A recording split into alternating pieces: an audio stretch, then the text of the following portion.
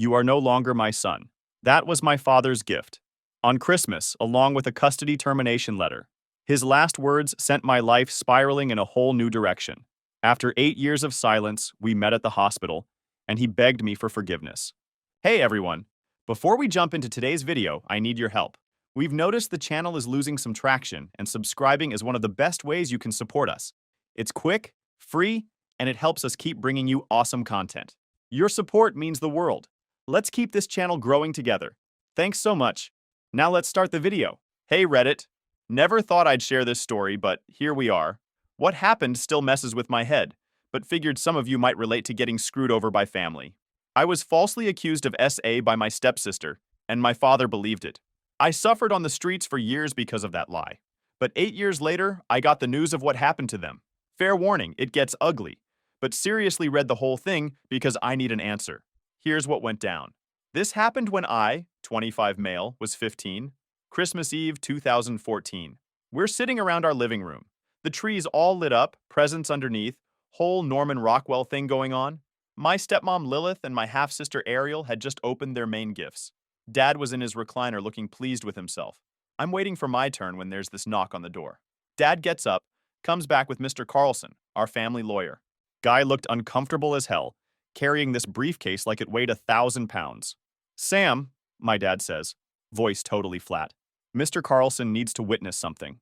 See, the night before, Ariel had pulled this move that destroyed my entire life.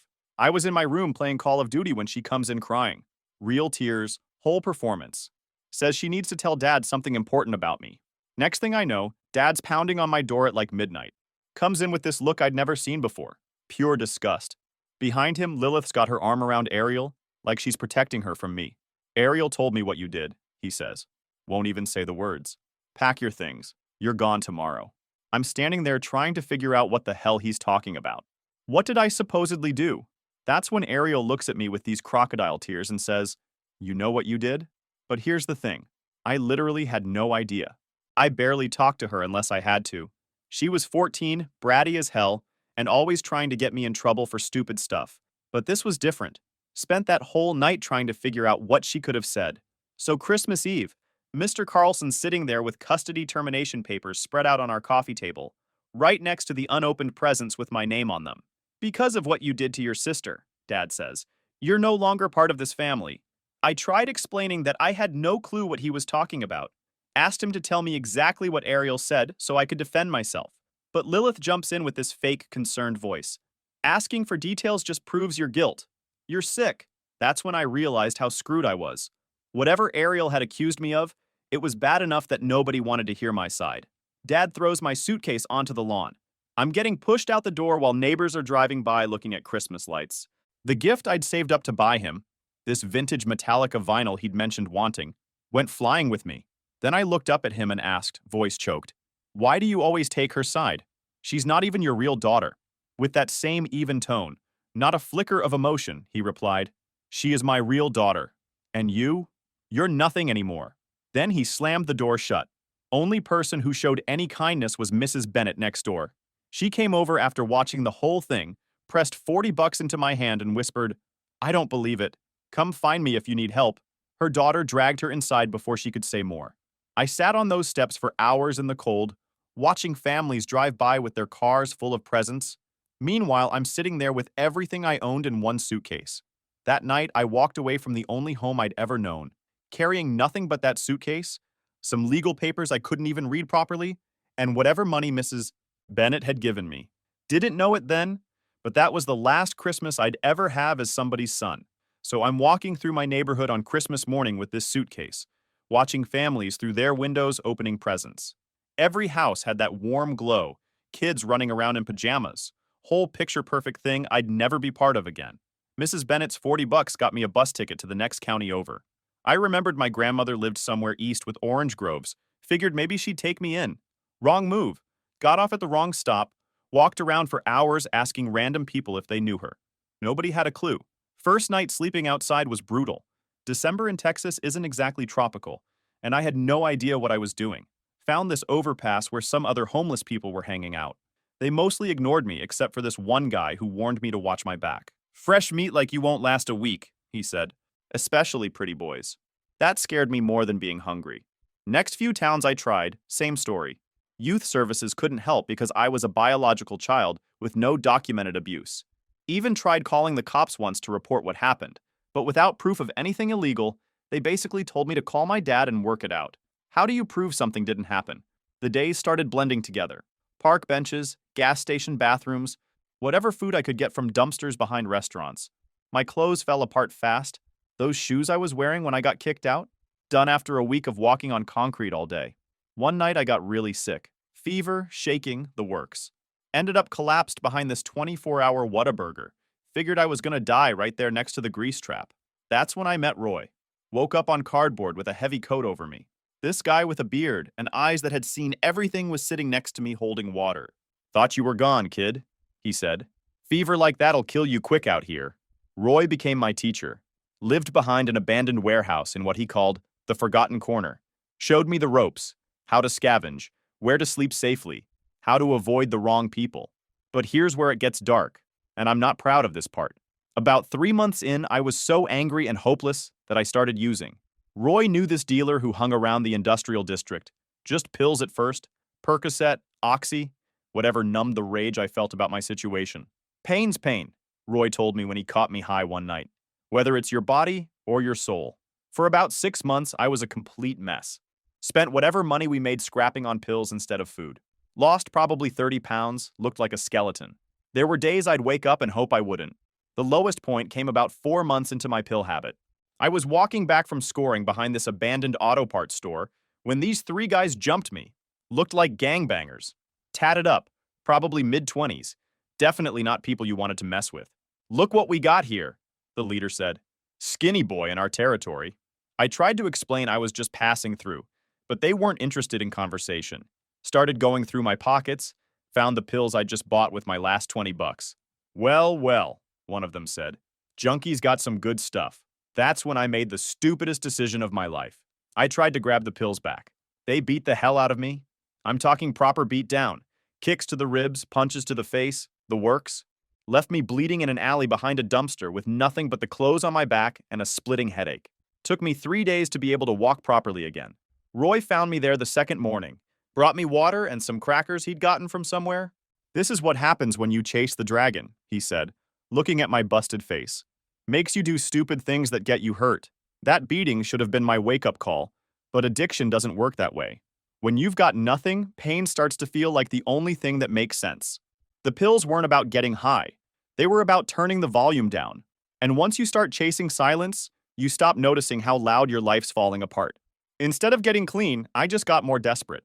Started taking bigger risks, going to worse neighborhoods, dealing with shadier people just to get my fix. The turning point came when I met Blake. Blake was this guy, maybe 22, who'd been living rough for a few years but had his head on straight. Found me passed out behind a dumpster one night, covered in my own vomit. "You gonna die out here like this," he said, dragging me to his spot under a bridge. Blake had been kicked out at 16, but instead of destroying himself, he'd figured out how to survive and even thrive a little. "Best revenge is living well," he told me. "Every day you're alive and getting stronger is a middle finger to everyone who wrote you off." He helped me get clean, watched me through the withdrawal, made sure I ate, wouldn't let me give up when I wanted to score again. After Roy left, which I'll get to later, Blake was the one who kept me from completely falling apart. "You're my brother now," he said one night when I was shaking from withdrawal. "Family ain't blood, it's who shows up when you need them." That meant more to me than any Christmas present I'd ever gotten. After Blake helped me get clean, I started taking Roy's lessons seriously. The old man knew everything about the scrap business, which metals were worth what, how to spot copper from a mile away, how to negotiate without getting ripped off. "See that wire there?" he'd say, pointing to some random tangle behind an auto shop. "That's not trash. That's breakfast, lunch, and dinner if you know what you're doing." Roy had routes mapped out for every part of the city, knew which businesses threw out their junk on which days, which construction sites left copper lying around, which scrapyards paid fair prices versus the ones that tried to screw you. Most importantly, he taught me how to stay invisible. "Cops see a homeless kid, they see trouble," he said, "but they see a working man with a cart. They see someone trying." About 2 weeks after I got clean, I found Onyx. I was walking back from a scrap run when I heard whimpering from this alley. Found this black dog, looked like a lab mix, curled up next to a dumpster. Skinny as hell, fur matted, Clearly been on the streets as long as I had. Easy, boy, I said, holding out my hand. Dog was scared but desperate enough to let me get close. Blake wasn't thrilled when I brought him back to our spot. We can barely feed ourselves, he said. But Roy took one look at the dog and nodded. Smart move, kid. Dogs are good judges of character. This one picked you for a reason. Named him Onyx because of his coal-black fur. Dog was loyal from day one, followed me everywhere, slept pressed against my back on cold nights, never begged but always grateful for whatever scraps I could share. Blake and I started working together after Roy showed us the ropes. Blake was good with people, could talk his way into places I never could, charm the business owners into letting us clean up their scrap for free. Onyx became our unofficial mascot. People loved seeing him riding in our cart, and it made us seem more trustworthy somehow. We'd hit the industrial district every morning around sunrise. Auto shops, construction sites, anywhere they worked with metal. Most places were happy to have us haul away their junk instead of paying disposal fees. Onyx would patrol the perimeter while we worked, like he was guarding our operation. The money wasn't much at first, maybe 20 or 30 bucks a day split between us. But it was honest work, and after months of feeling like garbage, having a purpose felt good. Having Onyx there made it feel like we were building something legitimate. Then Roy started getting sick. Started with a cough that wouldn't go away. Then he'd get winded just pushing the cart a few blocks. Blake wanted him to go to a doctor, but Roy just laughed. With what money? He said. And tell them what? That I'm dying slowly like everyone else out here? One morning I woke up and found Roy behind our cart, curled up under that same tarp he'd covered me with when I was sick. Body was already cold. Onyx was sitting next to him. Hadn't left his side all night. I sat with Roy for hours before calling it in. City came with a refrigerated van, loaded him up like cargo. No ceremony, no goodbye, just another dead homeless guy to them. Onyx whined when they took Roy away. Only time I ever heard him make that sound. They buried him in the county section, just a wooden marker with a number. I carved Roy into the side of the cart with a rusted nail the next day, so I wouldn't forget the first person who saw something in me. I was the only one there besides the city worker with the shovel. Onyx sat perfectly still next to me the whole time. You knew him? The worker asked. He saved my life, I said. Guy just shrugged and kept shoveling. That's when Blake stepped up in a way that still gets me emotional thinking about it. Roy left you that cart for a reason, he said that night. He saw something in you. Don't waste it. Blake had been working construction day jobs when he could get them, but he quit to help me build Roy's roots into something bigger. We started keeping detailed records, building relationships with scrapyard owners, expanding our territory. Onyx adapted to the longer days. Learned to ride in the truck bed when we upgraded from the cart. We're gonna do this right, Blake said. Professional operation. None of this hand-to-mouth stuff. Morning started at 5. Black coffee, route check, Onyx loaded up in the cart. We moved like clockwork, hitting scrapyards, dodging junkies, trading metal like it was currency. People started to recognize us. Hey, cart crew's here, they'd say. Like we were legit. And maybe we were. By the time I turned 18, we had a system. Blake would handle the customer side, talking to business owners, scheduling pickups, that kind of thing. I'd handle the technical stuff, sorting metals, maintaining equipment, managing inventory. Onyx became our quality control. Somehow that dog could spot copper from 50 yards away. We opened a joint bank account, started saving every penny we could, lived on whatever cheap stuff we could get from dollar stores. But we were building something. The breakthrough came when Blake convinced this recycling depot to give us a regular contract. Guy named Martinez liked that we showed up when we said we would, that our metal was always sorted properly, that we weren't tweakers or drunks like some of the other scrappers. You boys are different, Martinez told us. Most people in your situation don't think long-term. He scratched Onyx behind the ears. And this dog's got better manners than half my employees. By 19, we'd saved enough to buy a used truck. 1998, Ford F-150 with 200,000 miles, looked like it had been through a war, but it was ours. Onyx claimed the passenger seat immediately, like he'd been waiting his whole life for a real ride. Blake painted Silent Reclaim on the side. Said it fit. We were quiet, professional, and we turned trash into treasure. Plus, it sounds way cooler than Sam and Blake's junk hauling, he said. The truck changed everything. We could cover 3 times as much ground, take on bigger jobs, actually look legitimate when we pulled up to businesses. Onyx loved the truck runs. Head out the window, ears flapping, looking like he owned the whole city. Blake found us a small lot on the edge of town to use as a collection point. Nothing fancy, just a fenced area where we could sort and store metal before taking it to the depot. Onyx turned into the world's best security system. Nobody was getting near our stuff without him knowing about it. We hired two other guys who'd been living rough, gave them steady work and a cut of the profits. Blake insisted on that. Nobody gets left behind, he said. We all come up together, or nobody does. By 20, I had my own apartment. First time I'd had a real bed in years. Blake got a place in the same complex. We'd have dinner together most nights, watch sports, just be normal for a few hours. Look at us, Blake would say. Couple of throwaways making something of ourselves. But even with all that success, I still thought about my family sometimes. Wondered if they ever regretted what they'd done. If they knew what really happened that night. Ariel lied. By 23, Silent Reclaim was doing solid business. Blake and I had expanded to a bigger warehouse, bought 2 more trucks and had 5 employees.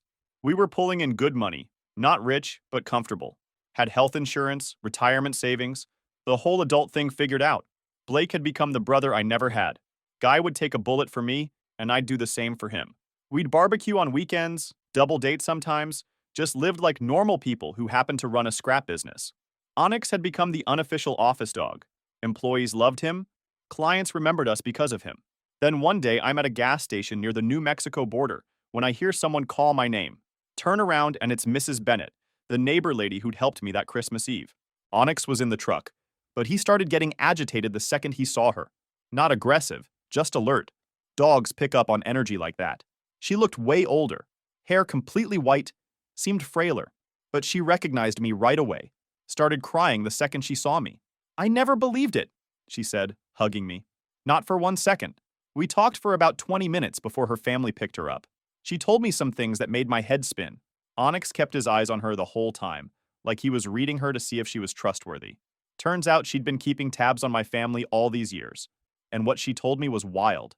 Ariel had been lying that whole time, obviously. But get this, during her junior year of high school, she actually saw me working one day. I was collecting scrap from this park about 80 miles from our old house, and she was there on a field trip. She recognized me but was too scared to say anything. When she got home, she told Lilith what she'd seen. But instead of encouraging her to tell the truth, Lilith shut it down hard. If you ever admit you lied, Lilith told her, your father will throw you out just like he did Sam. Then you'll have nothing. So Ariel kept quiet. But apparently she was falling apart inside. Couldn't sleep, having panic attacks, the whole guilt thing eating her alive. Here's the really messed up part. When Ariel turned 22, she got diagnosed with kidney failure.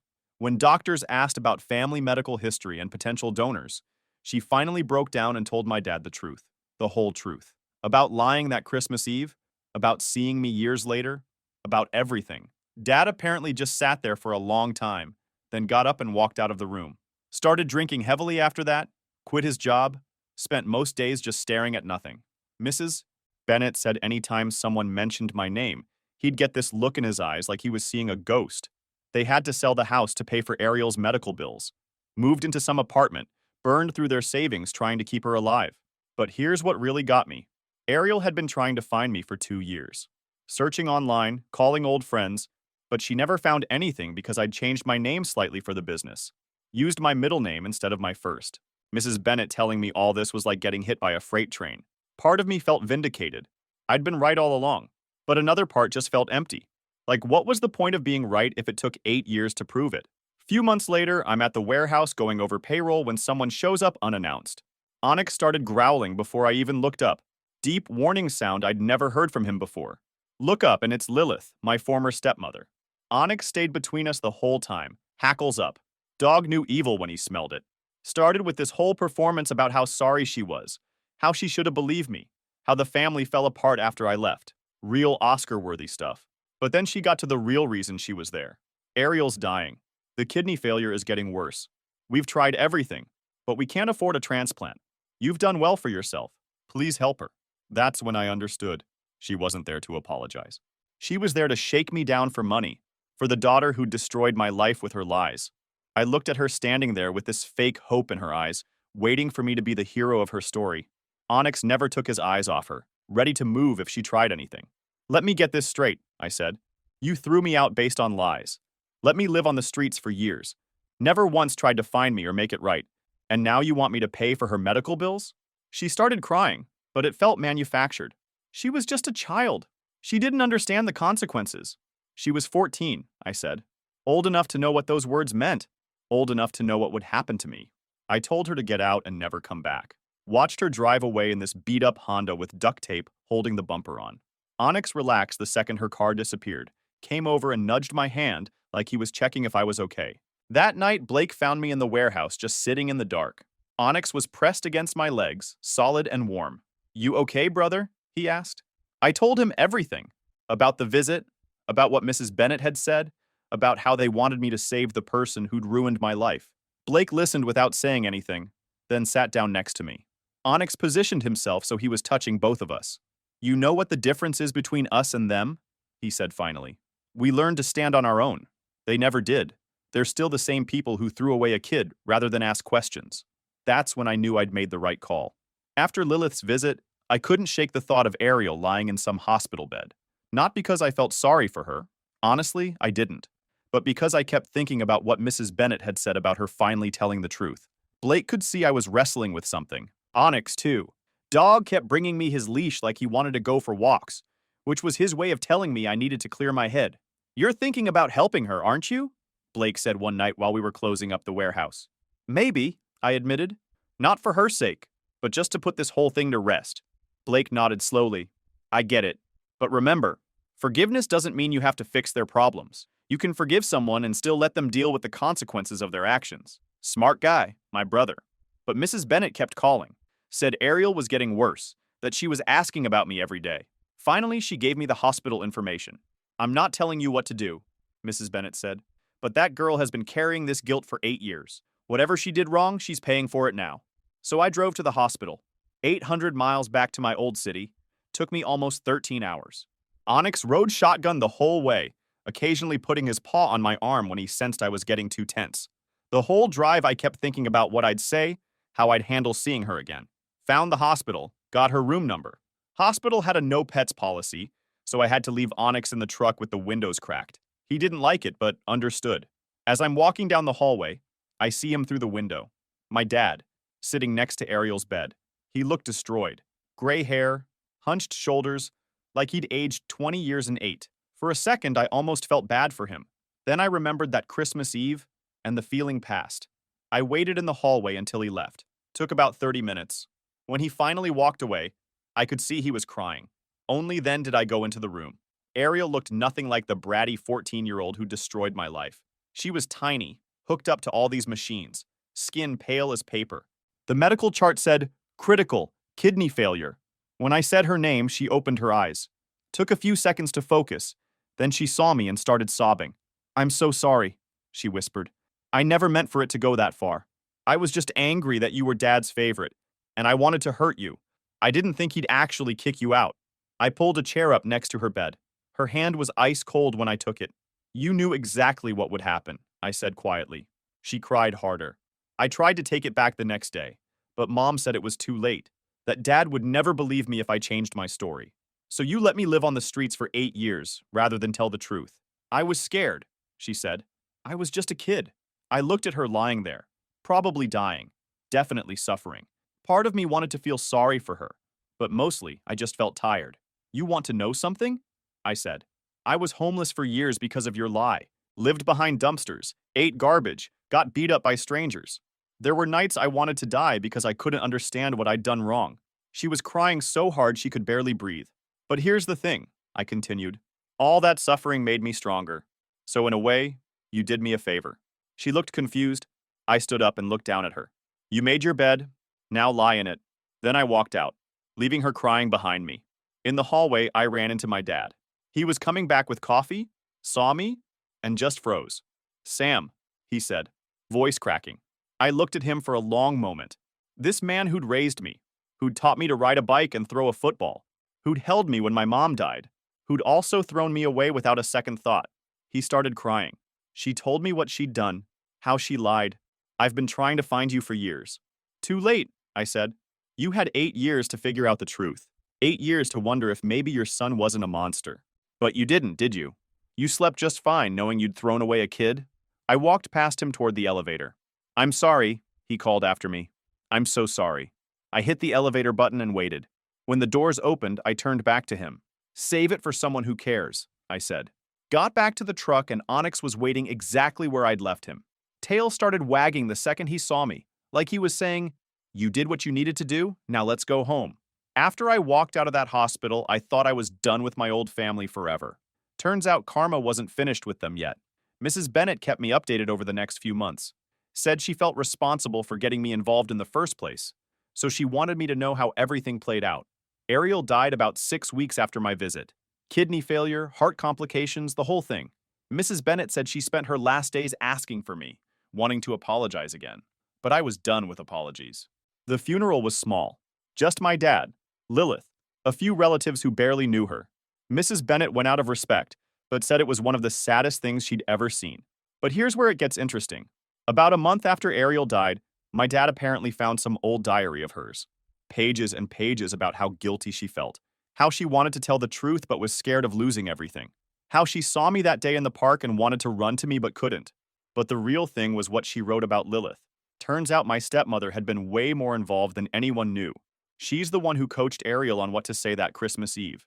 Told her exactly which words to use to make sure I'd get thrown out permanently. See, Lilith had always resented me. I was a reminder that my dad had loved someone before her, that she wasn't his first choice. She wanted me gone so she could have the perfect little family with just her daughter. So when Ariel came to her upset about something stupid, probably me getting more attention or whatever, Lilith saw her chance, manipulated a 14-year-old into destroying my life just so she could have my dad all to herself. When my dad found out about this, really found out with proof, he lost his mind. Mrs. Bennett said she heard them screaming at each other through the walls. Dad calling Lilith every name in the book, saying she'd made him destroy his own son over lies. The fight went on for hours. Next day, Lilith found divorce papers on the kitchen table. Dad kicked her out with nothing. Since they'd spent all their money on Ariel's medical bills, Lilith had to move back in with her parents in their 70s. Lost the house, the car, everything. She got exactly what she deserved, Mrs. Bennett told me. Lost everything, just like what she did to you. As for my dad, he completely fell apart after the divorce. Started drinking heavily, barely left his apartment. Mrs. Bennett said she'd see him sometimes at the grocery store, looking like a ghost. He'd aged terribly, probably looked 70 when he was only in his 50s. Mrs. Bennett tried talking to him once, but he just walked away. The man spent Christmas alone in a one-bedroom apartment. No family, no friends, nothing.